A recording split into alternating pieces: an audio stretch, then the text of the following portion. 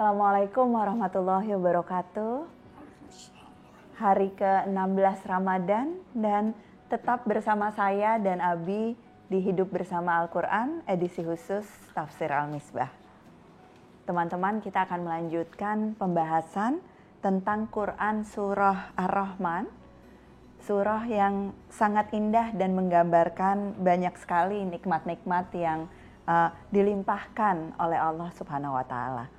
Untuk yang belum menyaksikan episode-episode sebelumnya, masih ada waktu untuk melihat, dan kemudian hari ini kita akan bicara tentang banyak hal ya Bi, sesungguhnya ayat ke-14 sampai dengan 28 insya Allah. Silakan Abi. Baik, bismillahirrahmanirrahim. A'udzubillahi minasyaitonirrajim. Ayat kita ini, ayat 14 dari surat Ar-Rahman, itu melanjutkan uraian tentang aneka nikmat Allah yang oleh awal surah disebutkan tentang pengajaran Al-Quran, tentang penciptaan manusia, tentang pengajaran berekspresi dan seterusnya dan seterusnya. Kali ini dia berbicara secara lebih khusus, dikatakan di sini khalaqal insana min salsalin kal fakhar. Allah menciptakan manusia dari salsal. Salsal itu adalah tanah kering yang bila diketuk dia berbunyi. Kal fakhar itu tembikar. Jadi mungkin kendi kalau diketok ada bunyinya. Khalaqal insana min salsalin kal fakhar wa khalaqal janna min marijin min nar. Dan dia menciptakan al-jan. Ada yang berkata jan itu adalah bentuk jamak dari jin. Jin itu sesuatu yang tersembunyi. Tetapi ada juga yang membatasi kata jan di sini pada luhur jin. Jadi berbeda Bi dengan berbeda karena sekarang mari kita lihat al-insan di sini karena diciptakan dari salsalin kal fakhar, maka ulama tafsir berkata yang dimaksud di sini adalah Adam. Jadi dengan demikian al-jan yang dimaksud di sini adalah leluhur. Itu diciptakan min marijin min nar, dari api yang murni, tidak bercampur dengan sesuatu. Ada juga yang mengartikannya marij itu yang api yang bergejolak, tidak konsisten api itu, gejolak. Dan ada lagi yang menyatakan bahwa yang bercampur asap dan lain-lain penafsiran. Ada hal yang kita ingin berhenti sejenak di sini. Kalau kita berbicara tentang asal usul, Adam dari tanah, jin di mana ada iblis itu dari api. Dulu pada awal penciptaan iblis berkata, saya lebih baik dari dia karena saya dari api, dia dari tanah. Kita bisa bertanya dengan logika kita sebagai manusia, apakah memang api lebih baik dari tanah?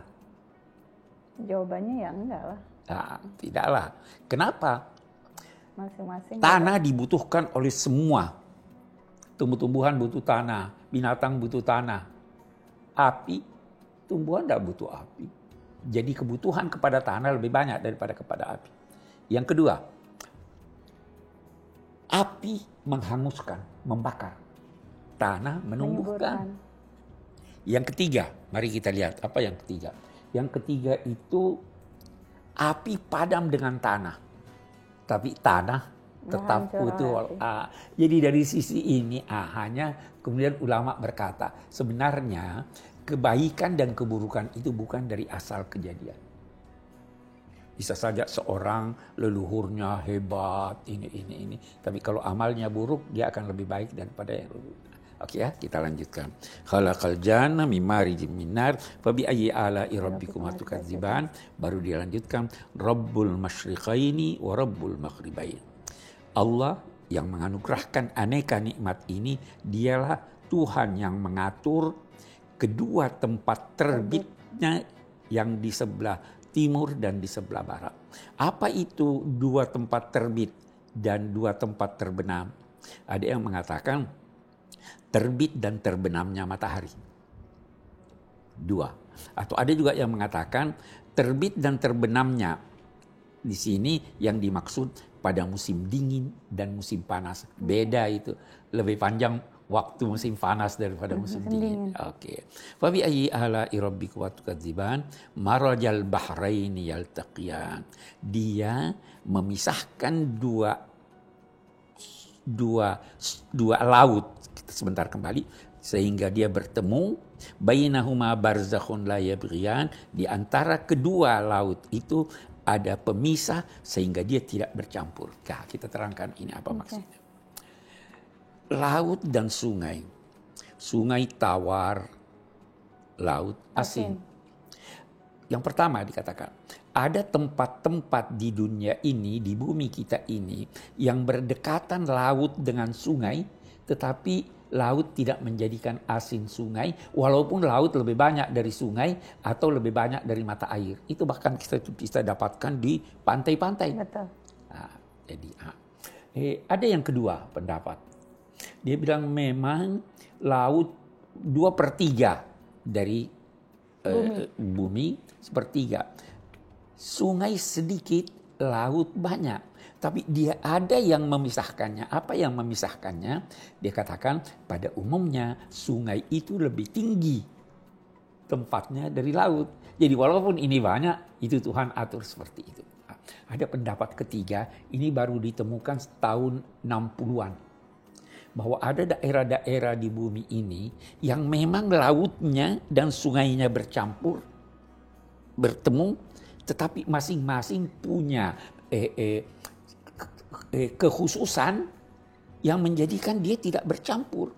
Itu ada ditemukan di Oman, ada antara Oman dan Teluk Persia, ada ditemukan di Meksiko dan lain-lain. Itu dari hasil penelitian para pakar Muslim dan non-Muslim.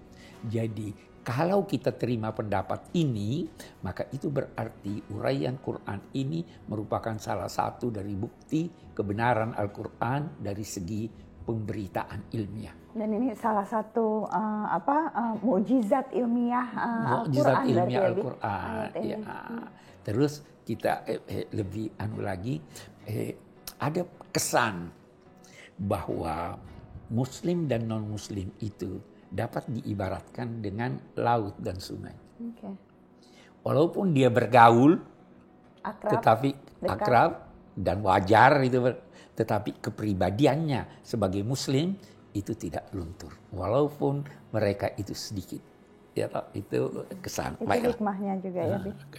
Fa bi ayyi ala'i rabbikuma tukadziban yakhruju minhumal lu'lu'u wal marjan. Keluar dari keduanya, dari sungai dan laut, lu'lu' mutiara. Mutiara itu kan pasir yang menempel di badan kerang, ya. Wal marjan, marjan juga mutiara yang kecil, biasanya orang katakan yang berwarna merah. Satu lagi di sini mukjizat Al-Quran. Kalau kita buka katakanlah tafsir lama, tafsir Jalalain, dia katakan minhuma, yang dimaksud dengan dari keduanya artinya dari laut. Okay. Tidak keduanya. Karena ketika itu orang belum tahu bahwa di sungai ada juga. Nah sekarang semua orang tahu bahwa ada. Jadi apa yang dikemukakan Al-Quran bahwa dari keduanya itu justru lebih benar dari pandangan orang dalam dulu yang berkata. Ya, fa bi ayyi ala'i rabbikuma tukadziban. Nanti kita lanjutkan ya Bi, yang khusus tentang bahtera-bahtera ini, tapi kita tutup bagian ini dengan mengingat sekali lagi bahwa Al-Quran menyatakan kebenaran, banyak sekali bukti-bukti ayat-ayat sebagaimana yang baru kita bahas yang menunjukkan mukjizat Al-Quran. Jangan kemana-mana, tetap di Hidup Bersama Al-Quran, edisi khusus dari Tafsir Al-Misbah. Bait Al-Quran adalah salah satu program pusat studi Al-Quran dalam bentuk pesantren pasca tahfiz, khusus bagi santri berbagai daerah yang sudah hafal 30 juz. Sama seperti program PSK lain, pesertanya terpilih dan mendapat beasiswa, diberikan pendidikan dalam bidang tafsir, kajian keislaman lain, dan pembekalan kewirausahawan. Alumni Bait Al-Quran kembali ke pesantren dan kabupaten masing-masing untuk menjadi penggerak Islam moderat di kampung halamannya di penjuru Nusantara. Terima kasih masih hadir di sini bersama kami di hari ke-16 Ramadan. Abi masih sehat? Alhamdulillah. Dan kita akan membahas lanjutan dari ayat-ayat di surah Ar-Rahman. Kita sudah sampai ke ayat ke-24, Bi.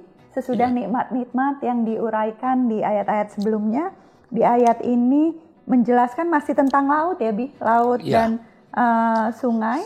Apa, Bi, yang disampaikan oleh Allah Subhanahu wa taala? Ya, jadi di sini dia katakan walahul jawaril munsya'atu fil bahri kal a'lam. Miliknya di bawah pengaturannya. Al-jawari itu jamak jariyah. Maksudnya perahu-perahu, kapal-kapal yang berlayar. Yang tinggi. Besar, bahtera gitu. Bahtera, yang tinggi itu boleh jadi perahunya itu atau ininya itu, atau boleh jadi juga yang tinggi itu layarnya. Walahul jawaril munsya'atu fil bahri. Dia katakan al-bahri, menarik kata ulama-ulama bahasa ini. Perahu-perahu, munsya'at, semuanya dalam bentuk plural jamak. Tetapi bahar berbentuk tunggal. Apa maknanya? Bahwa kalau Anda melepas pandangan di satu laut yang terbatas, Anda bisa mendapatkan sekian banyak. Jadi begitu luasnya laut ini, sehingga di satu laut aja, satu bagian dari laut aja sudah dapat menampung sekian banyak perahu-perahu. Nah, kita lihat kembali. Walahu, miliknya, dibawa kendalinya. Bahtera itu semuanya milik Allah. Bagus. Kalau dulu mereka berkata tajri riyahu bima la tashtahi sufunu, itu angin menghembus bukan atas sesuka perahu. Betul. Bukan tergantung nahkodanya. Bukan. Kalau di dalam sejarah modern Titanic. Betul. Betapa hebatnya sehingga pembuatnya itu berkata Tuhan pun tidak bisa menenggelamkan. Lihat, walaupun Titanic dengan segala kemegahannya semua di bawah kuasa Allah. Walahul jawaril munsya'atu fil bahri kal a'lam. Seperti halnya bisa kita katakan alam bisa berarti bendera, bisa juga berarti gunung. Satu hal dalam bahasa Indonesia kita mau lihat, kaitkan ini kata alam. Alamat. Kenapa alamat itu dinamai alamat? Alam itu tanda. Di rumah siapa? Alamatnya apa? Tandanya apa? Maka kita dalam abad modern memberi nama. Nama jalan, nomor rumah, rumahnya warna dicat sini, itu tanda. Itu alam. Ilmu juga begitu. Itu tanda yang mengantar Anda menuju kepada Tuhan, menuju kepada hakikat. Nah, kalau tanda itu jelas sekali, maka dia dinamai alamat. Jadi dalam bahasa Indonesia itu alamat yang jelas, mubazir itu. Iya, harusnya kalau semua alamat udah jelas. Sudah harus jelas. Oke. Kalau alam, fa bi ayyi ala'i rabbikuma tukadziban. Setelah menjelaskan aneka nikmat, mulai matahari, bulan, bintang-bintang, manusia, jin, dan sebagainya. Di sini dikatakan, kullu man 'alaiha fan. Segala apa yang ada di alam raya ini fan, akan binasa. Tetapi binasanya bukan berarti akan tiada. Yang mati itu, kematian itu bukan ketiadaan. Hanya ketiadaan berada di bumi. Jadi segala sesuatu ini, dikatakan man. Man itu dalam bahasa Arab menunjuk kepada sosok yang berakal. Jadi ini ayatnya ditujukan pada manusia, pada jin berakal juga kan? Iya, tetapi mari kita lihat lagi. Semua yang ada di bumi, baik yang berakal maupun tidak, akan binasa. Kalau yang berakal saja bisa binasa, apalagi yang tidak, ya kan? Itu. Jadi bukan berarti ketiadaan. Yang mati itu masih ada. Untuk apa dia masih ada? Karena ada pertanggungjawaban khusus bagi Bagi yang berakal. yang berakal. Yang tidak berakal tidak dituntut tanggung jawabnya. Anak kecil tidak, orang gila tidak. Oke, fabi ayyi ala'i rabbikuma tukadziban wa yabqa wajhu rabbika dzul jalali wal ikram. Yang akan kekal abadi adalah wajah Tuhanmu. Apa yang dimaksud dengan wajah Tuhan? Dulu ulama-ulama tidak mau menafsirkan ini. Hanya Allah yang tahu apa maksudnya wajah. Tapi ulama-ulama yang lain yang datang kemudian itu berusaha memahaminya secara metafor. Mari kita lihat. Saya bisa tahu satu orang siapa dia, walaupun terbungkus semua badannya, tertutup semua badannya, kalau terbuka wajahnya. Sebaliknya, saya tidak bisa tahu satu orang siapa dia kalau wajahnya tertutup sedangkan badannya terbuka. Jadi wajah itu menggambarkan zat, sosok seseorang. Wajah Tuhanmu, yabqa wajhu rabbika. Zat Tuhan akan tetap ada, tidak mungkin tidak ada. Selalu kekal. Selalu yabqa. Ada juga yang menafsirkannya wajah karena dia adalah bagian manusia yang paling mulia, maka yang dimaksud dengan wajah Tuhan di sini adalah sifat-sifatnya yang agung. Okay. Salah satu sifatnya yang agung itu membangkitkan manusia untuk memberikan keadilan dan anugerah kepada manusia. Wa yabqa wajhu rabbika dzul jalali wal ikram. Al-jalal. Ini ulama juga bahas apa arti jalal. Salah satu makna dari kata al-jalal adalah sifat yang mengandung penafian, menafikan. Segala yang buruk tidak mungkin ada pada Tuhan. Jadi dia jalal dalam arti dia yang menyandang sifat-sifat sempurna, tidak sedikit pun dia disentuh oleh kekurangan. Itu arti jalal. Okay. Al-ikram. Ikram itu artinya, kita lihat lagi. Dari kata karam. Biasa dalam bahasa Indonesia, karam kedermawanan. Betul. Ya toh? Biasa kemuliaan. Sebenarnya begini. Kata karam itu adalah yang terbaik pada objeknya. Okay. Kita lihat sekarang. Ada dalam Al-Quran qaulun karim. Ucapan yang karim. Ucapan yang baik. Tutur bahasanya bagus. Grammarnya bagus. Kandungannya bagus. Surat yang karim. Surat yang karim itu sampulnya bagus, isinya bagus. Zillun karim, naungan yang bagus. Rizkun karim, apa artinya rizkun karim? Rezeki yang baik. Yang baiknya itu apa? Kita lihat rezeki yang baik. Apa? Halal. Yang kedua, memuaskan. Berkah. Berkah. Kalau banyak tidak memuaskan bukan rizkun karim. Zaujun karim. Pasangan yang ini. Apa? Pasangan yang serasi, yang gagah menurut, yang melihatnya, yang cantik. Itu jadi kata karim bisa mencakup 16 hal, dihitung sebagian ulama. Ada 16 hal yang dicakup oleh kata karim. Misalnya sekarang ada yang berkata, dia yang kecil hati kalau Anda tidak bermohon kepadanya. Dia yang memberi apa yang Anda tidak minta. Gitu. Itu semua menggambarkan Allah yang karim. Itu karim. Jadi, okay. Dia ini adalah yang maha suci dari segala kekurangan sekaligus memberikan hal-hal yang luar biasa yang ini. Ada orang di Mesir, Abi cerita di Mesir. Kalau bulan puasa itu sapaannya Ramadan Karim. Ramadan Karim. Ramadan ini terlalu banyak anugerah Allah yang dilimpahkan kepada kita. Beraneka ragam. Jawabannya apa? Allahu Akram. Okay. Walaupun ini banyak anugerahnya, terbuka pintu sorga, tertutup pintu neraka, kebajikan berlipat ganda dan lain sebagainya. Memang ini Ramadan Karim.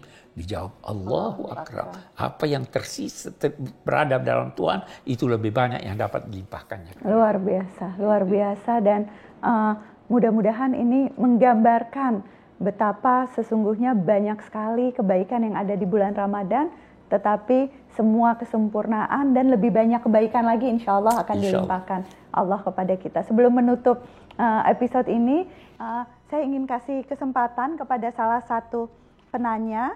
Ini sudah ada Bapak Irman dari Batu, dari Malang. Udah lama ya Bi kita nggak ke sana. Salah satu tempat hiburan favorit nih Pak Irman. Pak Irman bertanya tentang Al-Quran itu sangat banyak menyebut tentang manusia yang berasal dari tanah. Tadi salah satunya dalam ayat yang kita bahas kali ini. Namun mengapa berbeda-beda tanah yang disebutkan dalam Al-Quran? Nah, untuk menjawab pertanyaan Pak Irman ini, saya ingin memberi kesempatan kepada Ustazah Askiyatut Tahiyah, salah satu alumnus dari Pendidikan Kader Mufasir Pusat Studi Al-Quran. Silahkan Ustazah. Assalamualaikum warahmatullahi wabarakatuh. Teman-teman yang dimuliakan Allah, di video kali ini kita akan membahas mengapa banyak ayat Al-Quran yang menunjukkan awal proses penciptaan manusia dari berbagai macam tanah. Nah, sebenarnya ayat-ayat ini tidak saling bertentangan, melainkan menunjukkan adanya tahapan atau proses dari penciptaan tersebut. Awal dari proses penciptaan manusia yaitu berasal dari tanah yang disebut dengan turab. Seperti disebutkan dalam surat Ali Imran ayat 59, Inna masala Isa indallahi kamasali Adam khalaqahu min turab. Kemudian dari turab atau tanah ini berproses dicampur dengan air sehingga menjadi tanah liat atau tanah basah yang disebut dengan tin. Seperti disebutkan dalam surat As-Saffat ayat 11, Inna khalaqnahum min tinil lazib. Kemudian dari tanah liat ini dibiarkan sehingga menjadi tanah lumpur yang berwarna hitam yang disebut dengan hamaim masnun. Sebagaimana disebutkan dalam surat Al-Hajj ayat 26, Walaqad khalaqnal insana min shalshalim min hamaim masnun. Lalu dari tanah atau lumpur berwarna hitam ini dikeringkan sehingga menjadi tanah kering seperti tembikar. Sebagaimana disebutkan dalam surat Ar-Rahman ayat 14, Khalaqal insana min shalshalim kal fakhar.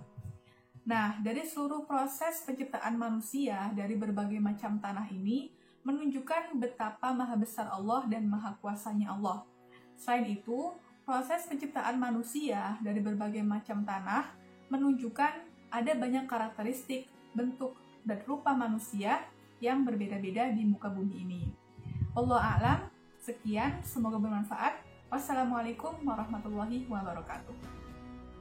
Terima kasih banyak Ustazah, terima kasih Pak Irman pertanyaannya, dan terima kasih terkhusus untuk semua yang sudah menyaksikan episode kali ini di Hidup Bersama Al-Quran edisi khusus dari Tafsir Al-Misbah. Sampai jumpa besok lagi insya Allah. Assalamualaikum warahmatullahi wabarakatuh.